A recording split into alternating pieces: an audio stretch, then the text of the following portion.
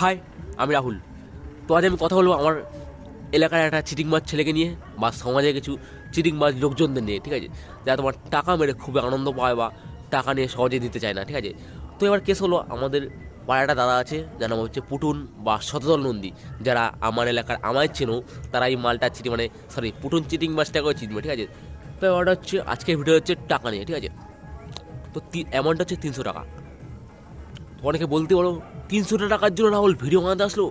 তো ব্যাপারটা হয়, শোনো ভাই, টাকা 300 হোক বা 1 টাকা হোক, ঠিক আছে, টাকাটার টাকা আর একটা মূল্য আছে। আর যদি টাকাটা তুমি নিজে ইনকাম করো সেটার তো মূল্য অনেক, ঠিক আছে।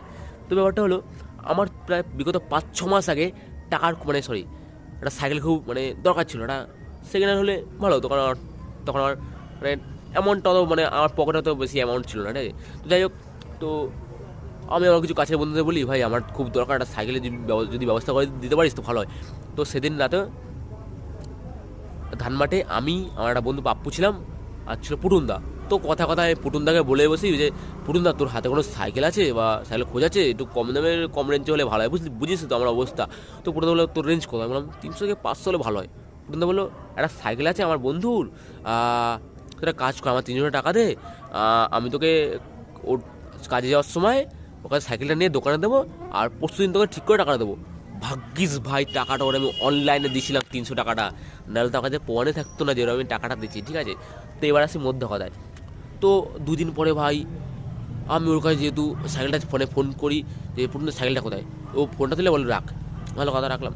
আমি আবার মানে আমি তো বিভ্রান্তি হয়ে গেলাম, কী হলো ফোনটা রাখতে ওখানে বললো। তো এরপর যখনই ফোন করি দেখি আমার ব্লক করেছে। আর আমি তো ভাই ওই দিন মানে পুরো পাগল হয়ে গেছি, কী হলো ব্যাপারটা। এরপর আমি যে একটা জায়গায় যাব, তো আমি একটা বন্ধুর সাইকেল নিয়ে ওই জায়গায় যাই। তো এইভাবে ওই দিনটা কাটলো। তারপরে আমি যখনই কই পুটুনদা যে সাইকেলটা দিলি না আমার টাকাটা রিটার্ন দে, তো বললো ভাই শরীরটা তো খারাপ ভাই। আমি বললাম ঠিক আছে, মানুষের শরীর তো খারাপ হইতেই পারে। তো এইভাবে 1 মাস গেলো, 2 মাস গেলো, আমি বললাম পুটুনদা এবার টাকাটা দে। ও বললো ভাই আমার যে মাসে স্যালারি ঢুকে না, আমি তোর 15-10 তারিখ দিয়ে দেবো। আমি স্যালারি ঢুকে নেই মানে, বলে ও সরি স্যালারি ঢুকে নেই, স্যালারি ঢুকেছে খরচা হয়ে গেছে, আমাদের পরের মাসে 10 তারিখ দিয়ে দেবো। এবার আমি ওয়েট করে 10 তারিখ, বললো ভাই স্যালারি আমি তুলতে যাবো, এরকম করে 12 তারিখ হয়ে গেলো।